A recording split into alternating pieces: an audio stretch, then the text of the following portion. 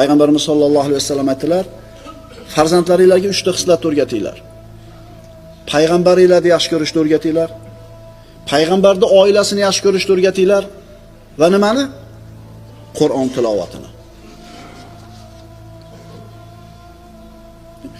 Yoshroq odamlar bilan o'tirib qolsangiz yoki quloq solsangiz so'ziga gapi faqat futbol haqida. Ya rahmat, yana ham artistlar haqida gapirmayapti bizkilar. To'lka futbol. Sen o'zingga bir ibrat kumir deyotgan sportchi yahudiymidi, nasroniymidi farqi bo'lmayapti odamlarga.